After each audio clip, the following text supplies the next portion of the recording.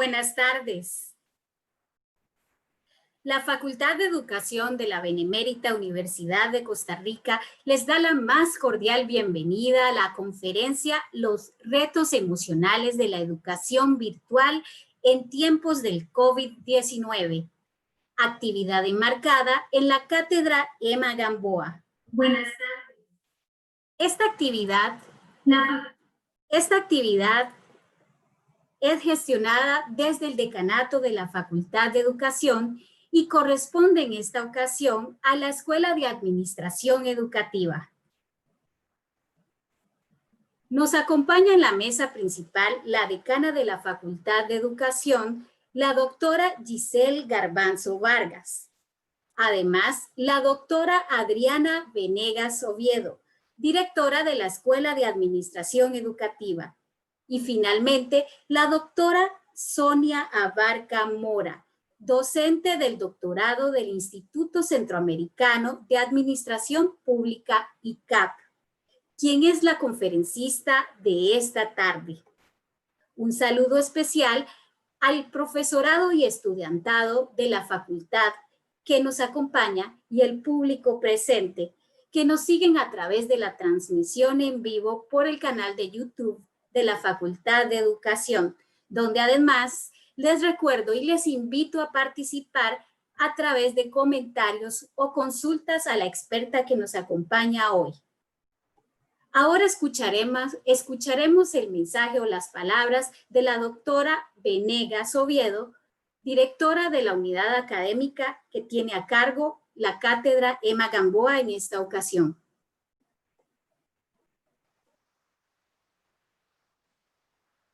Muy buenas tardes, tengan todos y todas los que nos acompañan hoy. Un tema que vamos a tratar de una coyuntura totalmente actual. Si algo nos ha movido en estos últimos meses a nivel nacional e internacional, son muchas emociones, incertidumbre, ansiedad, que han permeado incluso lo que es el desarrollo de nuestros procesos de enseñanza-aprendizaje. Un sistema educativo que ha pasado de lo presencial a lo virtual y que de alguna manera ha tenido que afrontar contextos muy diversos, tanto docentes como estudiantes, padres de familia, instituciones en general.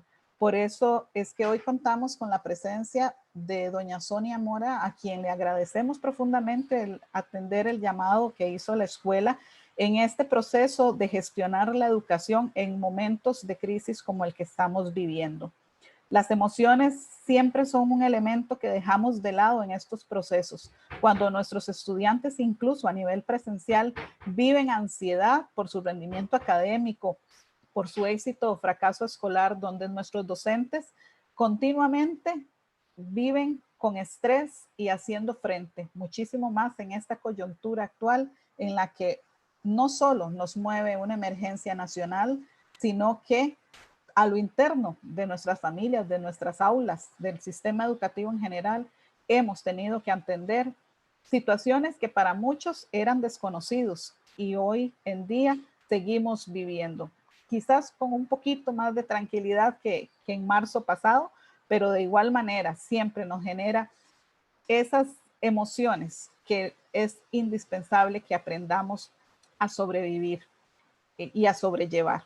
La virtualidad vino para quedarse, pero hay que saber de qué manera hacerle frente para que realmente responda a los intereses y a los objetivos que nuestro proceso de aprendizaje requiere para tranquilidad y para beneficio de todos los actores educativos en este momento.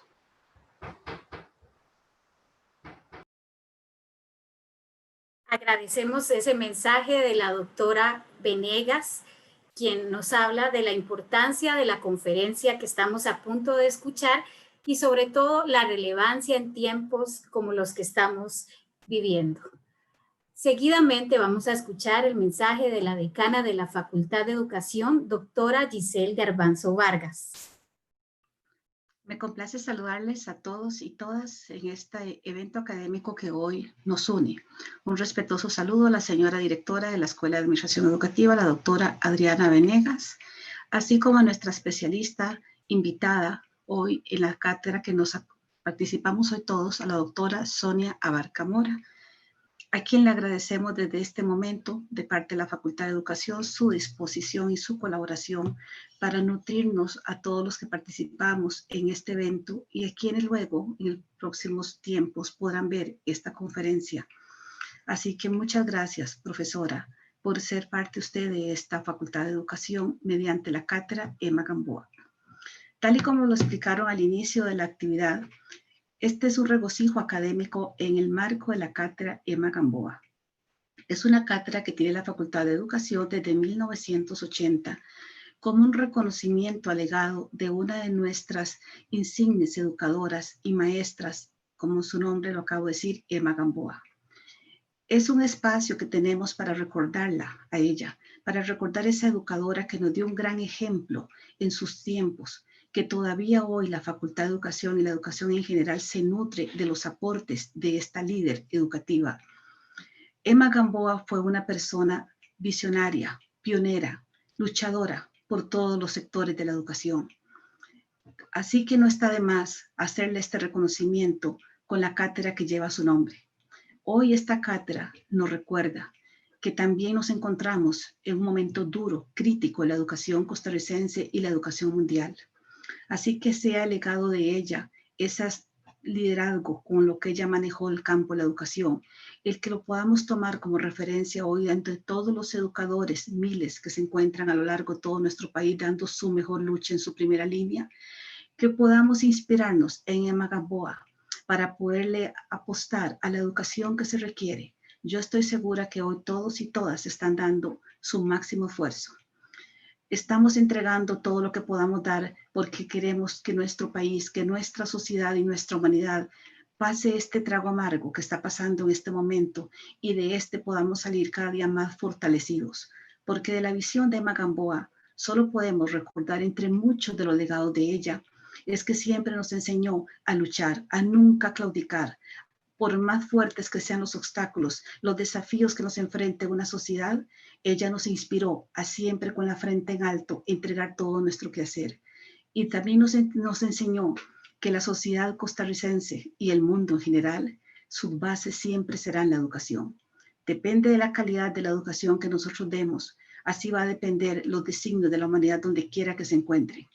En esta lucha que estamos dando hoy como humanidad, en una crisis humanitaria que todos estamos viviendo, solo mediante la educación, la ciencia, la política y la economía podrán también girar los timones que tengan que dar y que están dando al desarrollo de nuestras poblaciones a nivel mundial. El tema que hoy nos toca la doctora invitada especial realmente es un tema de gran interés. Me alegra mucho que haya sido mencionado, desarrollado y abordado en esta cátedra de Emma Gamboa y viniendo muy sobre todo de nuestra Escuela de Administración Educativa, donde tiene un papel fundamental en la gestión de los procesos de la educación. El tema emocional a todos nos ha golpeado. Se requiere un proceso asertivo, adecuado, un buen manejo de toda la comunidad de la educación, llámese en estudiantes, padres, madres de familia, docentes, directivos, porque la educación es integral y de este enfoque también humanista, la parte emocional es algo inherente al ser humano donde nunca podremos hacerlo a un lado. Y hoy más que nunca requerimos también atenderla a ella. De manera que me complace mucho que este sea el tema que hoy esta escuela va a desarrollar. Le doy la gratitud nuevamente a nuestra conferencista invitada en esta tarde y así como a nuestra querida Escuela de Administración Educativa, que siempre con sus diferentes tareas e iniciativas ha respondido a esta cátedra Emma Gamboa. Tengan todos ustedes un cordial saludo.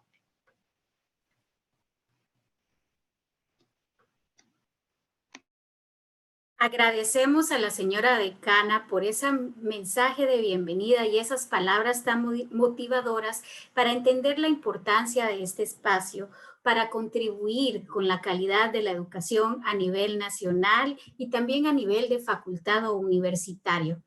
Quisiera recordarles que estamos transmitiendo a través del canal de YouTube de la Facultad de Educación y que están cordialmente invitados e invitadas a dejar sus comentarios o consultas para la conferencista de hoy, quien tiene toda la disposición de atenderlas.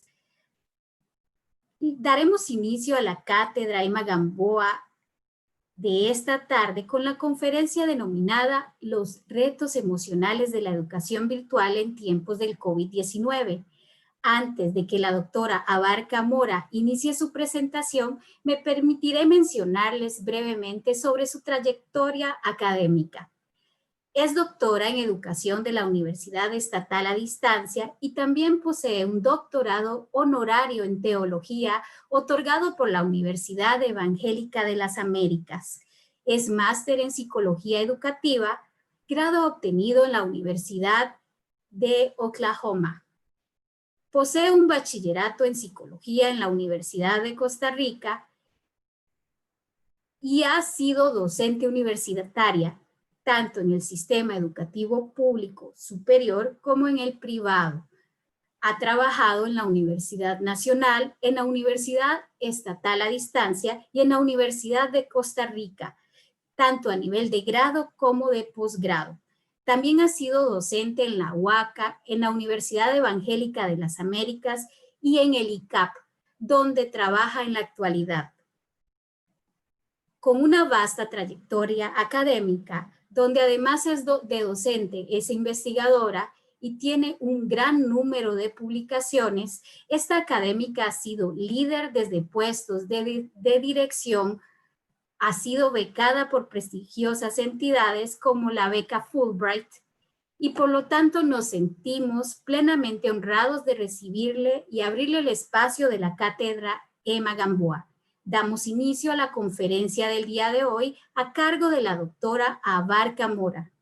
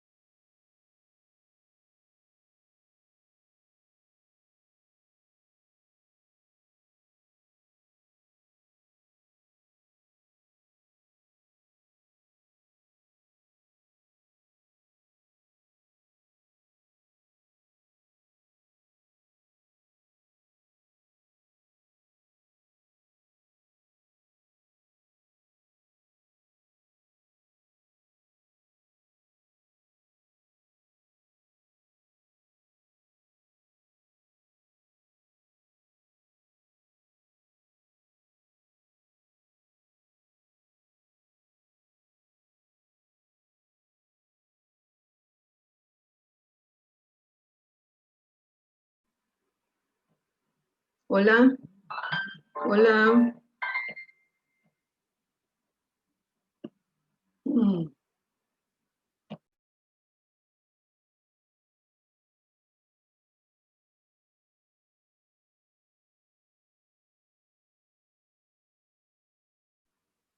Hola, hola. Ya la escuchamos perfectamente. Perfecto. Bueno, muy buenas tardes a todos y a todas. Un especial saludo a la doctora Giselle Garbanzo, decana de la Facultad de Educación, y a la doctora Adriana Venegas, directora de la Escuela de Administración Educativa. Realmente agradezco muchísimo esta oportunidad y este honor de ser parte de la cátedra Emma Gamboa. y compartir con ustedes algunas de las reflexiones que he hecho, acompañado de otras personas que participaron, ayudándome en términos de expresar sus emociones y sentimientos con respecto a los retos emocionales de la educación virtual. Hablar de los retos emocionales me parece que implica dar una mirada de dónde estábamos cuando empezó esto de la virtualidad. Y es importante decir que el piso no estaba parejo, que había una cantidad de desigualdades y unas imposibilidades de acceso a toda la virtualidad de grandes sectores de la población. Entonces, como dice algo que leí hace muy poco, todos estamos en el mismo mar, pero no estamos en el mismo barco. Algunos están en yates, otros están en lanchas, otros están en botes y otros están remando contracorriente. Por otro lado, ¿cómo estábamos? Estábamos con programas, diseños curriculares, cursos prensados para la presencialidad. Y entonces de pronto nos encontramos que las instituciones educativas se vieron obligadas con una gran urgencia y con una gran rapidez a trasladar todo su quehacer a los hogares. Muy pocos sistemas educativos tenían, o muy pocas instituciones tenían aulas virtuales. En el mejor de los casos tenían laboratorios y algunas redes que podían acceder y algún conocimiento de los docentes de tecnologías de la información, especialmente en la educación superior. Es cierto que muchos procesos están digitalizados en las instituciones, pero la virtualización no era como una parte sustantiva de todo el quehacer académico. Con la pandemia, el escenario educativo, como dije, se trasladó a los hogares. Mucha de la actividad laboral también se trasladó y imaginemos por un momento la carga emocional que esta situación trajo consigo. ¿Qué significa ahora tener a dos hijos en la casa, por ejemplo, el papá, la mamá, otros más trabajando y estudiando en casa, con una sola computadora? En el mejor de los casos, con un escritorio y a veces poco espacio para moverse. Esta es una de las tantas imágenes. Algunas son mucho mejores que estas, otras similares y otras muy duras y difíciles.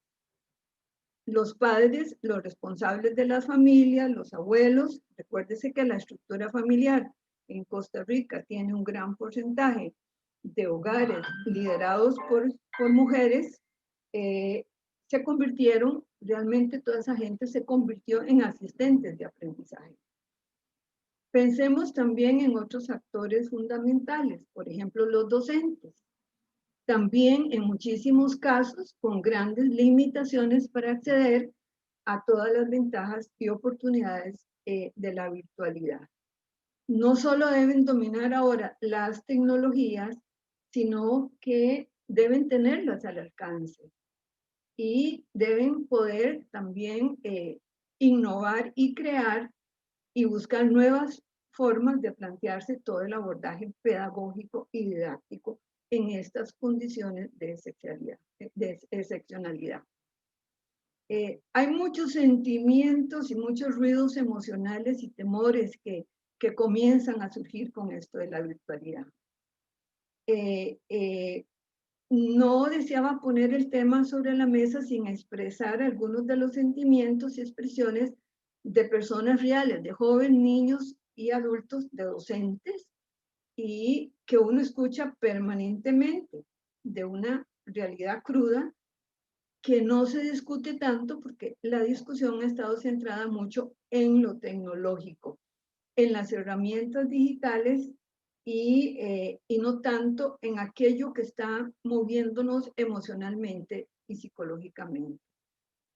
Para hacer esto, yo me comuniqué por medio de los chats con diferentes grupos, que eran estudiantes, profesores, docentes de primaria, de secundaria, Ellos a su vez me ayudaron a conectarse con otros y nada más pregunté, dígame en una palabra, algún reto emocional que ustedes están viviendo a partir de ser estudiantes virtuales.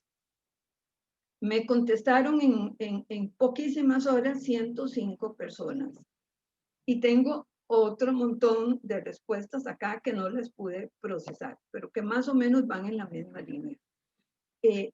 Incluso varios adultos, padres de familia, me han llamado pensando que era que íbamos a dar una asesoría especial para los padres de cómo lidiar con esto de las emociones y de los sentimientos en tiempos de pandemia. Me reitera lo que sabíamos antes, desde antes, que la comunidad educativa no solo la integran docentes y estudiantes, sino padres de familia, líderes, administradores educativos, todo el liderazgo educativo a nivel local, regional, nacional. Me parece que sería interesante en estos momentos tomar la opinión de los directores de los centros educativos, de los directores regionales, de los decanos y de los directores de entes universitarios para saber también cómo es que se están sintiendo y cuáles retos se están sintiendo emocionales en estos tiempos de virtualidad. Quería compartir algunas de las cosas que me contestaron. En términos de los docentes, un concepto con frecuencia fue ansiedad, frustración, no tengo preparación para usar las tecnologías, no tengo las herramientas tecnológicas, tensión, mucho cansancio. Eso es una cosa que la gente dice mucho, que es como más difícil ser profesor virtual que ser profesor presencial.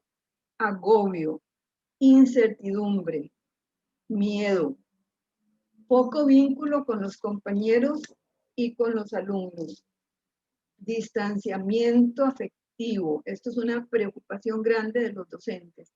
Sensación de no pertenencia a la institución, sobre todo para algunos docentes universitarios que están recién empezado su carrera universitaria. Pérdida de contacto, muy impersonal todo. Estrés permanente, no alcanza el tiempo, no tengo seguridad, y esto es una preocupación grande, no tengo seguridad de que los estudiantes estén aprendiendo cómo utilizar las herramientas tecnológicas y convertirlas en una oportunidad, porque todos sí reconocen que puede ser una gran oportunidad la virtualidad y que muchísimas personas pueden acceder a la educación que a lo mejor en la presencialidad no pueden, pero sin embargo, ahí cómo es que convertimos esta situación en una oportunidad. El uso del tiempo y el manejo de los contenidos, la metodología para el cambio, tenemos que trabajar en esto. La dificultad para dar seguimiento a los alumnos, un docente me decía, ¿cómo doy seguimiento? Tengo 270 estudiantes que me está agobiando, ¿cómo le doy seguimiento en esta forma? Evaluación de los aprendizajes y seguridad en los resultados. Esto es más o menos, a grosso modo, lo que contestaron los docentes. En términos de los padres, de las madres y de los responsables de niños y niñas, había un cansancio, sienten estrés también, y alguien dice, bueno, no se vale porque nosotros estamos haciendo el papel de los docentes, ellos se sienten como que tienen que hacer un trabajo que no saben hacerlo. No tener compu para algunas personas es algo terrible y muchas familias no tienen. ¿Cómo ayudar a mis hijos si no sé nada de tecnologías? Tengo que tener internet. El aprendizaje de los niños preocupa. Se están atrasando en la materia. No estoy segura de que están aprendiendo. Hay que prepararse para los nuevos tiempos, pero ¿cómo nos preparamos para esos nuevos tiempos? Tener las condiciones para que se dé un ambiente virtual en la casa, porque esto me está trayendo mucha ansiedad. Los niños y niñas necesitan socializar con otros, pero no solo por medios tecnológicos. Mis hijos están muy metidos, decían unos padres, en la compu y casi no hablan y esto me da miedo. Necesitan jugar con otros niños y salir de sus casas.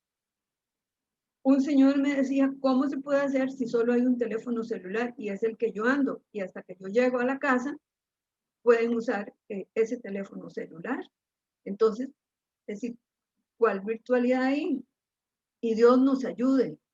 No tenemos medios para tener compu ni internet y esto no me deja dormir. En términos de los estudiantes, realmente recabé mucho con estudiantes universitarios por distintos medios y podríamos decir algunas cosas importantes. Aislamiento, sensación de soledad, tienen que luchar para combatir la desmotivación y el cansancio porque muchos trabajan el día virtualmente y además estudiar lo sienten como demasiado. Es muy frío todo y poco motivante. Los profes no saben cómo hacerlo. Incluso algunos me mandaron fotos de que solo ven la cabeza en la computadora de los profes, ¿verdad? Ansiedad y estrés. Necesito resiliencia, desvinculación.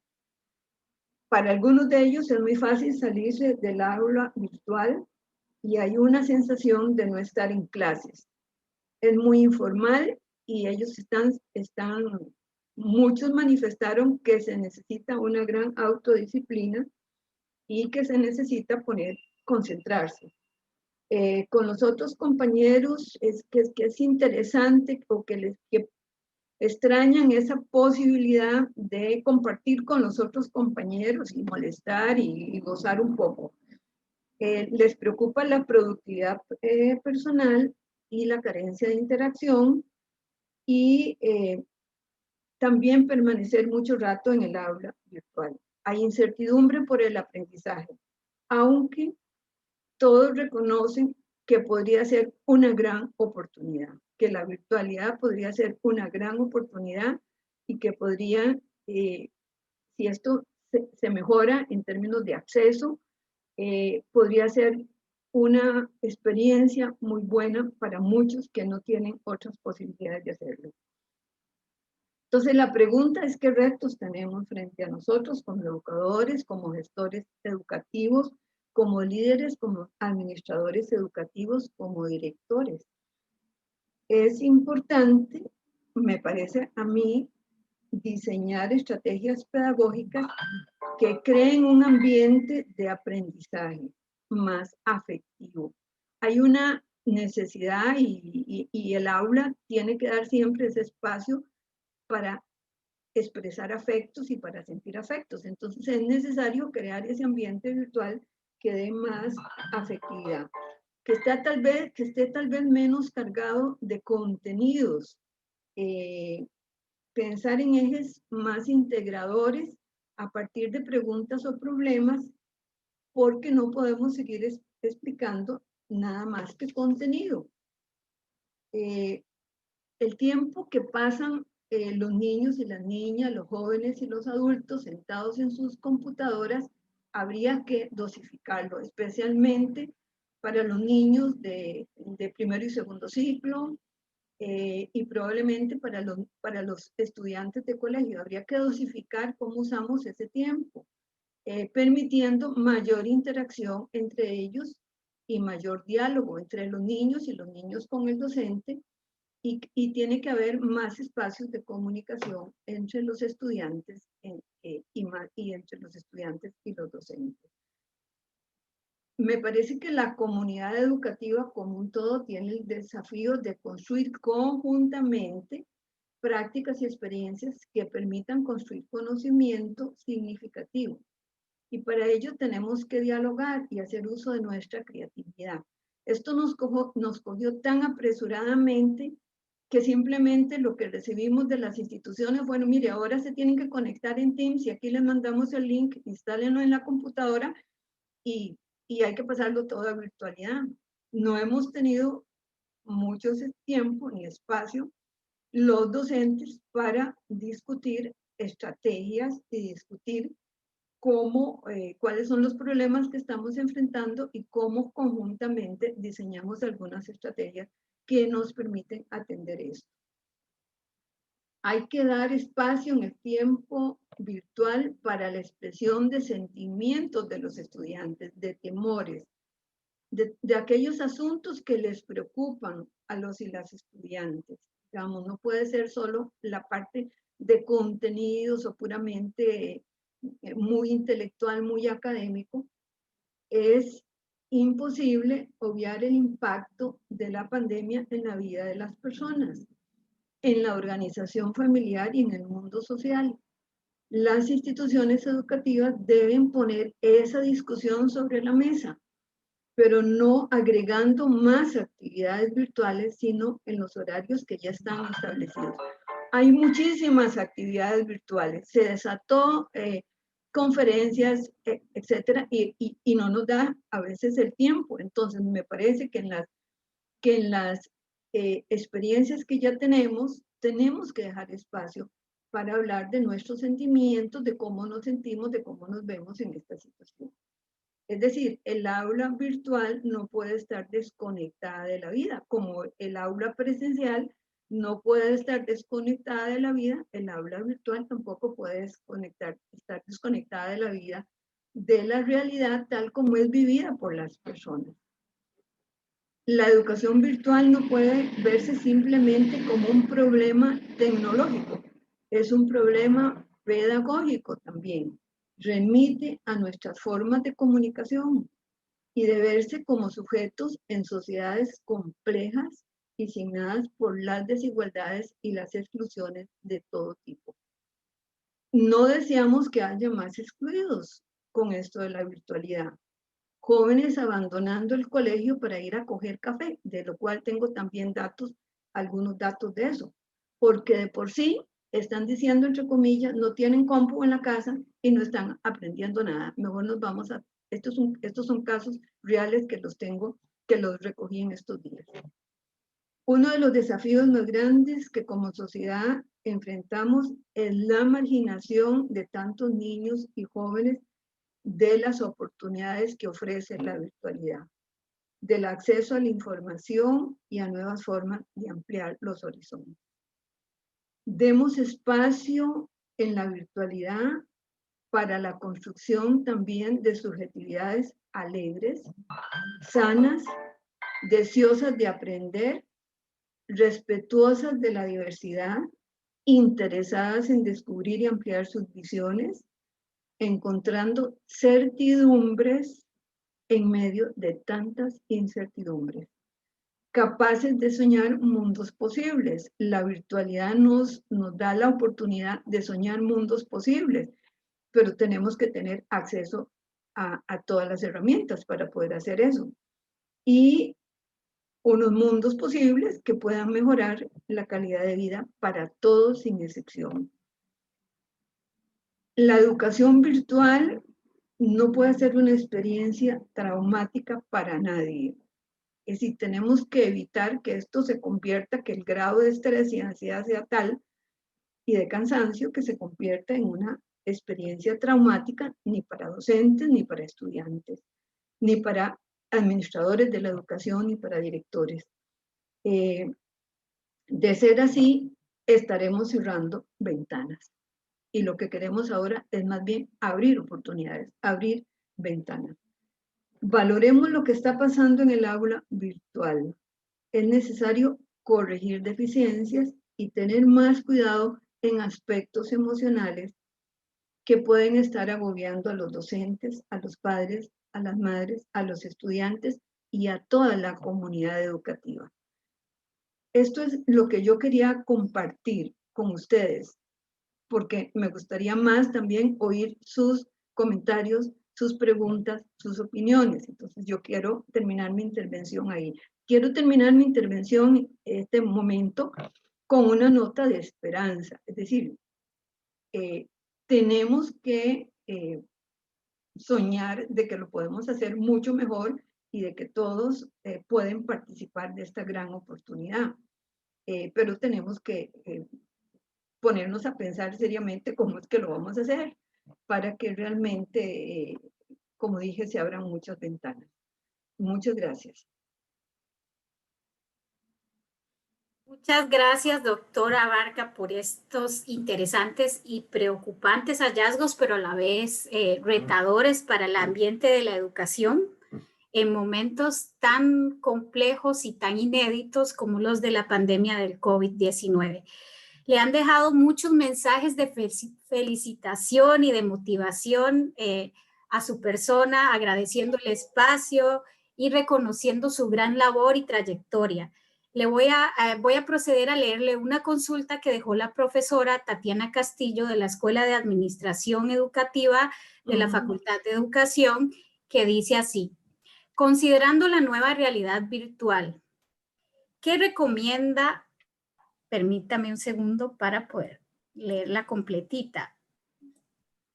Aquí está. ¿Qué recomienda para apoyar la transición hacia la nueva normalidad, donde es probablemente que se combinen los entornos presenciales y virtuales? Sí, yo pienso que tenemos que empezar en cada institución educativa para haciendo un inventario de lo que tenemos, es decir, de cómo están nuestras familias, nuestros estudiantes, qué accesos tienen, porque si no, vamos a tener problemas. Podemos diseñar una cantidad de cosas, podemos tener todas las herramientas que existen ahora, pero me parece que tenemos que tomar en serio algunos datos que nos está dando, digamos, los informes del estado de la educación en términos de acceso a una cantidad de sectores. Ahí hay que hacer algo y hay que, no sé, todas las organizaciones van a tener que hacer algo porque la gente tiene que tener acceso. Luego me parece que es muy importante que como docentes de todos los niveles nos preparemos conjuntamente en términos de hacer un uso didáctico de las tecnologías, de hacer unas estrategias pedagógicas, porque en alguna manera nos sentimos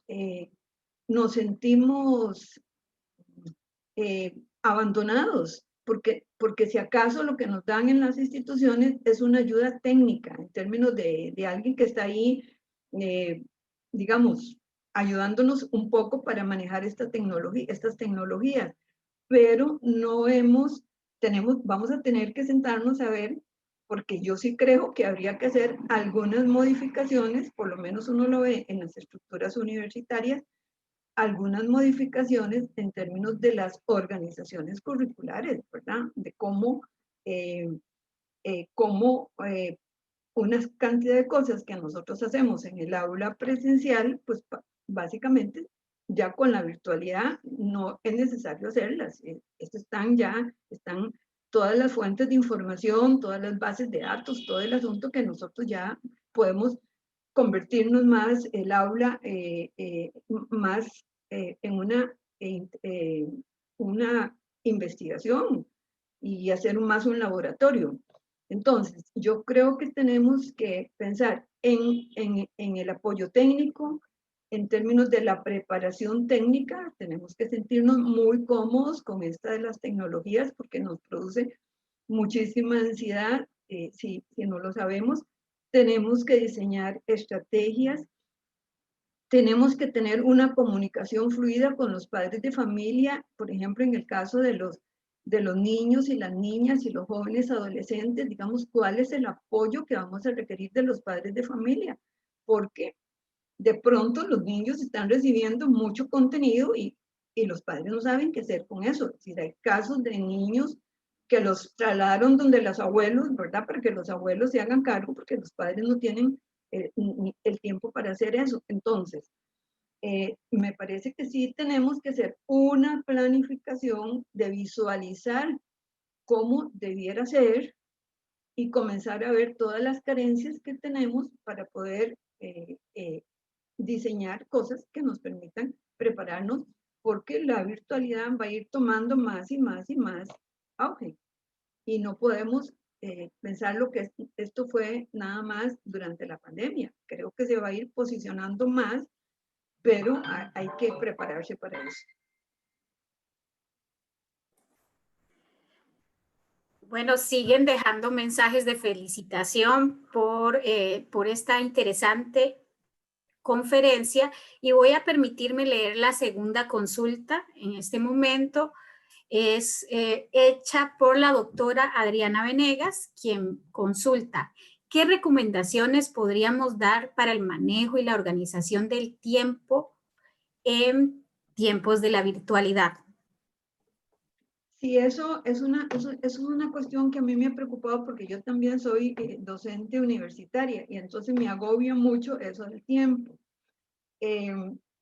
Yo lo que tuve que hacer es decir, bueno, ¿cuáles son los ejes fundamentales de mi programa, de mi curso? ¿Cuáles son cosas de vida o muerte que deben ser discutidas en el espacio virtual? ¿Cuáles son todas aquellas otras cosas que los estudiantes lo pueden buscar, indagando, buscando en todas las formas que se puede hacer con todas las herramientas que tenemos? Pero yo creo que tenemos que en el espacio virtual tiene que ocurrir algo diferente que no puede ocurrir en otro lado y que no lo podemos encontrar en otro lado. Y uno se tiene que quebrar la cabeza, porque yo precisamente tengo hoy en la noche, a las 6, clase virtual, y tuve que decir, bueno, ¿qué es lo que voy a tratar de que ocurra para que valga la pena que los estudiantes estén en el aula virtual y no simplemente que se desaparezcan y que luego, como la clase queda grabada, pues la escuchan? Así que tiene que ocurrir y para qué voy a usar este espacio. Y yo creo que tenemos que mirar entonces los contenidos que tenemos de los cursos y ver cuáles son contenidos o cosas que los estudiantes pueden buscar por sí mismos y cuáles son aquellos elementos fundamentales que deben ser trabajados en el espacio virtual. Pienso que tiene que ser muy interactivo. No puede haber exposiciones. Hoy hice una exposición, pero quería que no fuera tan larga, pero yo estoy usando como 15 minutos que puedo que haga una introducción y luego pongo a la gente en grupos y tenemos que, sí, pero no uso si tengo un curso de 4 horas o de 3 horas, no uso ni las 3 ni las 4 horas, porque exactamente veo las caras de las personas, veo lo que los estudiantes me preguntan y contestan y siento que no pueden estar tanto tiempo ahí. Entonces, sí tenemos que readecuar totalmente el programa que tenemos y tener algunos espacios de descanso y cambiar. Algunas plataformas nos permiten hacer reuniones grupales y entonces eso da en alguna manera más versatilidad al tiempo. Pero sí hay que, es decir, si yo tengo problemas para estar sentado, no sé, 30, 40 minutos, porque cuando yo estoy dando clases, yo me muevo por todo el salón de clases, de pronto le digo a los estudiantes que se pongan de pie, o de pronto le digo, usted vuélvase para su compañero, y entonces hacemos diferentes dinámicas. Yo creo que ahora hay que sentarse muy, muy cuidadosamente y decir qué es lo que va a ocurrir en el aula virtual y cuánto es el tiempo posible. Y va a depender mucho de la edad y de las características de los estudiantes. Cuánto es lo posible que pueden estar. Yo creo que tenemos que ir tomando también la temperatura con los estudiantes y diciendo cómo se están sintiendo y cómo les pareció la clase y qué pasó, para ver cómo nosotros vamos calculando ese tiempo. Y ahí sí tenemos que convertirnos en investigadores de nuestra propia experiencia para saber cómo la vamos dosificando. Pero sí me parece que tenemos que tener cuidado que no nos pasemos demasiadas horas pegados en la computadora. Otra consulta es hecha por Jenny Rivera. ¿Cómo garantiza un docente que en educación virtual el aprendizaje fue significativo? Esa es una de las preguntas más, y yo creo que tiene uno tiene que estar en alguna manera dialogando con los estudiantes para ver cómo van ellos y tal vez dar espacio a digamos, si uno planifica la clase en términos de problemas y de preguntas y comienza a ver las respuestas y las interacciones que los estudiantes hacen. Y yo tuve que cambiar, digamos, los instrumentos de evaluación. Es decir, en el momento que empezó, tuve que cambiar los instrumentos de evaluación para asegurarme de que está sucediendo aprendizaje. Y tuve que planificar las horas, unas que son el grupo entero, otras que son en subgrupos, y estoy dando asesoría individual también. Por eso duró mucho, porque no estaba tan segura de que estaba ocurriendo aprendizaje, que está ocurriendo construcción de conocimiento, que es lo que me interesa. No es que me repitan contenidos, sino que realmente está ocurriendo. Entonces tuve que cambiar y no tengo a todos los estudiantes en las sesiones generales, tengo unas sesiones generales, tengo otras sesiones en subgrupos y tengo otras sesiones individuales. Eso lo cual significa que invierto una cantidad de horas que no, porque es la única manera que yo siento que me puede dar, digamos, darme cuenta que están realmente aprendiendo. En el salón de clases a veces cuando uno los está viendo, ve los gestos, ve qué están haciendo y ve uno como más y puede uno en alguna manera hacer una evaluación formativa mejor. Pero sí tenemos creo que las dinámicas cuando hacemos la clase, las dinámicas de la clase virtual tienen que dejar un espacio al final para chequear qué construcción de conocimientos ha habido y qué, digamos, cosas no están siendo bien apropiadas, que le permita a uno, digamos, replantear algunas cosas.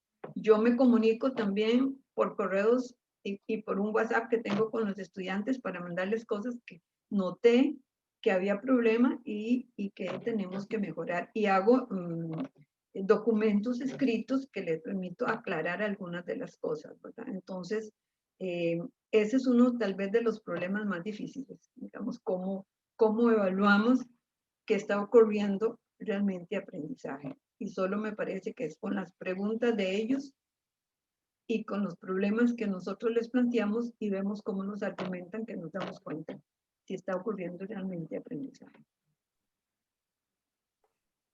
Ok, vamos a proseguir con las consultas porque ya se emocionaron y nos dejaron varias. Entonces, voy a leerla. Hay 4 más, yo creo que son suficientes, ¿verdad? Para cubrir el espacio de la cátedra del día de hoy. La siguiente consulta es de parte de Fanny Flores Quesada, que dice: me preocupa que las escuelas privadas quieren tener a los niños frente a la computadora de 7 a.m. a 2 p.m. ¿Qué recomendación me da para hablar con la institución? Eso es una queja muy grande. Eso es una queja y yo creo que ahí hay que hablar directamente. Es decir, no podemos tener las mismas horas en la presencialidad que en la virtualidad. Es decir, el niño no puede estar pegado a una computadora, ni el joven ni el adulto. Si yo misma soy estudiante, en este momento estoy estudiando en un programa de postdoctorado y yo a la media hora estoy agotada y yo me pongo de pie. Me salgo un poco, me pongo de pie porque me agota. Y ya se dieron cuenta y entonces ya solo estamos teniendo 2 horas, porque de pronto se mandaban 3 horas. A mí me parece que tenemos que tomar en cuenta que, es decir, uno no puede estar sentado en la pantalla simplemente porque ninguna persona aprende así.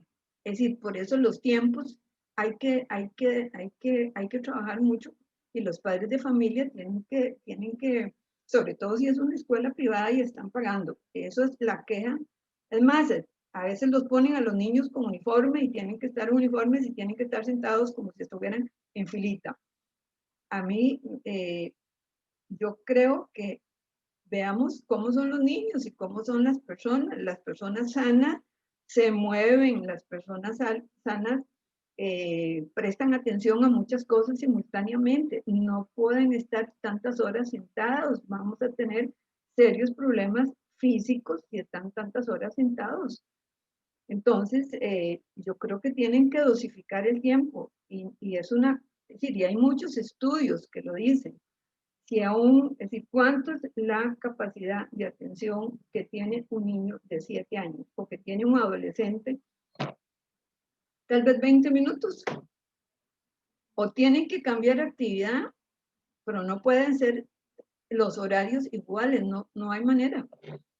Entonces, porque yo creo que lo que estamos haciendo es embotando a los niños, metiéndole información, o tienen que dejar espacios de recreo, pero no pretendamos, si en la clase presencial empezaban a las 7 de la mañana y terminaban a las 2 de la tarde, no pretendamos que en la virtualidad vamos a estar de las 7 a las 2 de la tarde, porque es como engañarnos en términos del aprendizaje, y yo creo que no es cuestión de cuánto tiempo pasan, sino qué es lo significativo que tiene que ocurrir en el aula virtual. No puede ser para explicar, por ejemplo, para explicar una cuestión histórica, sino para, en alguna manera, dar algunos elementos nada más que provoquen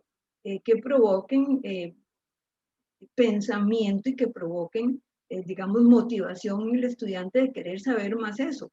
Por eso digo que tenemos que hacer otro tipo de planificación, pero no pretendamos hacer lo mismo que lo hacemos en la presencialidad. Y yo creo que los padres tienen derecho de expresar lo que sienten y creo que la institución educativa, que se precie de ser una institución educativa que quiere coadyuvar al desarrollo de subjetividades sanas, alegres, motivadas y deseosas de aprender, tendrá que escuchar. Y eso es algo que está pasando y que realmente preocupa.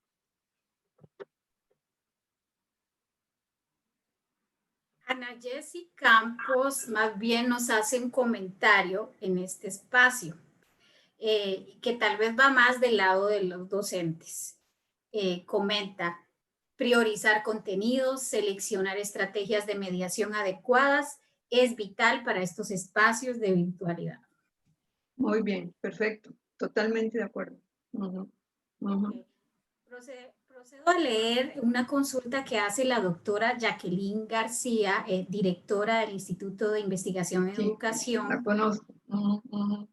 Ella consulta qué acciones se deben tomar en cuenta para atender estas situaciones en relación con con los resultados que usted o los hallazgos que nos presentó anteriormente, como el abandono escolar, sentir frío los ambientes educativos o abandonados a los docentes y a los padres de familia. ¿Qué acciones se pueden, cómo atender más bien estas situaciones? Saludos a Jacqueline, un abrazo.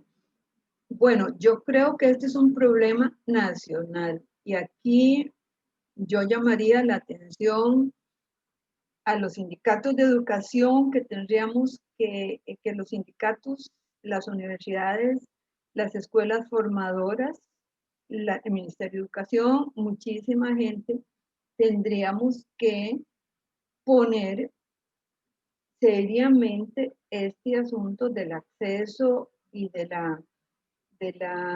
las exclusiones que están teniendo una cantidad de estudiantes, porque esto puede ser una década perdida como la década de los 80, ¿verdad? Que ahora estamos viendo las consecuencias en el asunto del desempleo.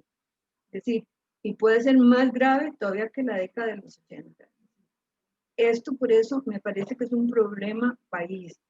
Y aquí es donde los educadores como intelectuales, como investigadores, no importa que sea en primaria, en secundaria, en la universidad, tenemos que alzar la voz y tenemos que establecer redes que nos permitan encontrar juntos soluciones, porque son soluciones complejas y son soluciones costosas.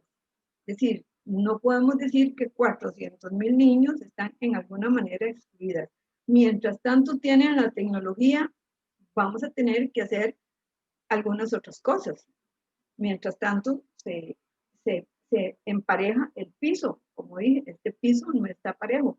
Entonces yo creo que se significa pensar, pero significa actuar. Y me parece que alguien tiene que tomar el liderazgo. Puede ser una facultad de educación, puede ser algo, pero no esperemos que lo tomen desde arriba. Vamos a ver si desde abajo también, de arriba y de abajo, que comenzamos a tomar el liderazgo en términos de decir, el piso hay que emparejarlo. No pueden haber estas desigualdades y si queremos ir a la virtualidad, empecemos porque todo el mundo tiene que tener acceso. Entonces, es complejo, Jacqueline, es un asunto, voy a decirlo así, espero que no se me malentienda, es un asunto de acción política, no partidista, ¿verdad? Sino de acción política, ¿verdad? De la política entendida en el buen sentido, es decir, de pensar y movilizarnos y diseñar acciones y políticas públicas que permitan subsanar este piso tan disparejo que tenemos.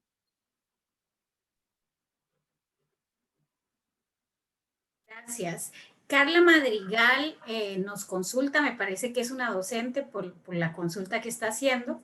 Primero saluda y pregunta, hay muchos estudiantes en el escenario 4, que significa ausencia de tecnología y un docente que no tiene contacto virtual, por tanto, con sus estudiantes. ¿Cómo docentes, qué metodología utilizar para ayudar a mitigar la carga emocional en este tipo de situaciones o contextos? Es decir, el escenario 4. Sí, yo creo que hay que dejar a los niños y a los docentes y a todo el mundo que expresen sus emociones, que expresen sus sentimientos, que digan cómo se sienten, porque digamos, no es posible aprender si uno está lleno de cargas, si uno está muy agobiado, si uno está muy cansado, si uno tiene mucho miedo, si tiene mucha incertidumbre. Entonces me parece que la escuela debe ser siempre un espacio, ya es uno de los encargos sociales de la escuela, un espacio para construirnos como sujetos. Entonces, creo que tenemos que expresar eso, ayudar en eso. Me parece que tenemos que en este momento, como en cuestiones de emergencia, buscar otras alternativas también a la virtualidad. Digamos, bueno, tenemos que hacer algunas otras cosas. Tenemos que hacer programas de radio, tenemos que tal vez usar la radio más. Bueno, ya hay asuntos que se están haciendo por televisión, programas, pero me parece que tenemos que comenzar a pensar en nuevas formas y primero yo creo que se expresen, que si no les gusta, que si se sienten cansados, que si no tienen acceso, lo tienen que decir, tenemos que ver cómo se buscan esos espacios para que la gente diga lo que siente, porque si no, no va a haber aprendizaje, es decir, el aprendizaje no se da en medio de un ambiente todo cargado afectivamente, negativamente, lleno de ansiedad.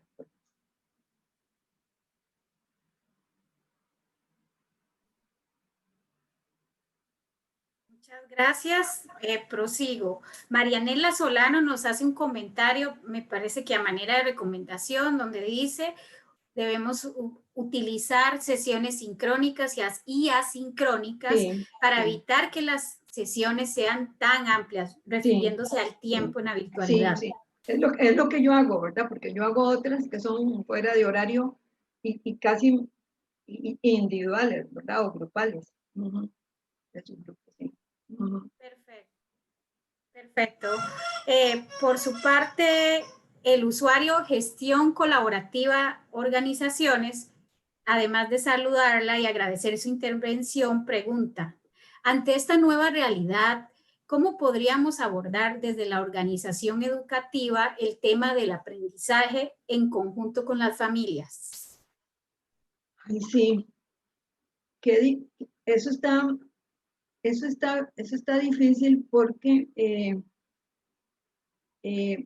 yo creo que los padres de familia no pueden seguir viéndose que ellos se ven a sí mismos como que tienen que hacer tareas, como que tienen que hacer trabajos, como que ya, y ellos dicen, por ejemplo, yo ya estoy en 5º grado de nuevo, ya pasé 5º grado, ya pasé 6º grado, diciendo como que ellos sienten que la escuela y la institución educativa les carga muchísimo trabajo. A mí me parece que tenemos que discutir en las escuelas cuál es el papel de los padres de familia en el aprendizaje de sus hijos. Me parece que no son los asistentes, sino que pueden ser los acompañantes, pero a mí me parece que esa relación familia y escuela en Costa Rica se tiene que discutir, porque la cantidad de asignaciones que se le ponen a los estudiantes, la cantidad de tareas, la cantidad de cosas que realmente termina la abuelita, la empleada de la casa, la tía, la vecina, todo el mundo haciendo asignaciones, eso hasta hace años así. Entonces, esa relación padres de familia, escuela, tiene que discutirse. ¿Cuál es el papel de los padres de familia? Los padres de familia no son educadores, no tienen por qué hacer unas cosas o tener que hacer tareas o hacer trabajos. Me parece que lo que los padres de familia tienen que hacer es brindar las condiciones para que los niños tengan posibilidades de aprender, pero los niños tienen que ir aprendiendo también por sí mismos y a responsabilizarles de sus asignaciones. Entonces, yo creo que hay que discutir mucho cuál es el papel de los padres, sobre todo en estos tiempos que todos los padres y todas las personas que cuidan a los niños tienen que andar trabajando, no están en la casa, están fuera de su casa trabajando, bueno, ahora están en la casa trabajando, pero en tiempos normales están muy ocupados, entonces no pueden estar ellos subsanando algunas cosas que no ocurren en los entornos escolares, pero esa relación hay que discutirla y hay que quedar claro cuál es la responsabilidad de los padres y hasta dónde llega y cuál es el encargo social de la escuela. Ya, tal vez es que la escuela está asumiendo unas cosas que ya no debiera asumir porque se pueden hacer por otras formas y la escuela tal vez tiene que realizar su encargo social. Para cerrar esta etapa de la conferencia, vamos a retomar la última participación, de nuevo Fanny Flores Quesada, que había preguntado sobre aquellos horarios en escuelas privadas de 7 a 2 p.m. y cómo abordarlo con la escuela. Ella pregunta, ¿a dónde puedo ir a que me asesoren para llegar con fundamento a la institución y discutir el tema? Sí, esa es una buena pregunta. Dígale que me escriba, que me mande un correo o que me mande un WhatsApp. Y entonces hablamos un poquito más, porque eso es una preocupación que tienen muchísimos padres. Y yo he venido pensando en eso, cómo decir, porque yo lo puedo fundamentar, ¿verdad? Lo puedo fundamentar, pero necesito hacerlo con un poquito más de tiempo, porque sí es decir, con solo ver algunas cosas de desarrollo de los estudiantes que uno se da cuenta. Entonces, si le dan mi número 8846-2707, que me mande un WhatsApp y nos comenzamos a comunicar y yo con gusto atiendo eso, porque ya tengo tengo por lo menos 12 menciones en eso, en los datos que me llegaron, y que es como para hacer un trabajo de investigación sobre eso. Ok, también le comento a Fanny que si ella quiere dejarnos su correo electrónico, posteriormente podemos hacer llegar el dato de contacto de la especialista. Quisiéramos agradecer a todas y todos esta gran participación mediante el chat y el canal de YouTube. Les comento que este video estará disponible la próxima semana en este mismo medio y a través del sitio web oficial de la Facultad de Educación, donde lo presentaremos junto con una breve nota informativa. Agradecemos profundamente esta enriquecedora intervención de la doctora Barca y su gran disposición para atendernos y para atender nuestras consultas y reflexionar junto con todos y todas posibilidades y retos en un contexto como el de hoy. Hemos concluido esta actividad. Agradezco la presencia de nuevo de todos y todas y de la comunidad educativa y quisiera agradecer especialmente a los compañeros y las compañeras de la Escuela de Administración Educativa y del Decanato que hicieron posible la gestión de este espacio. Buenas tardes. Muchas gracias a todos, muchas gracias. Fue un placer.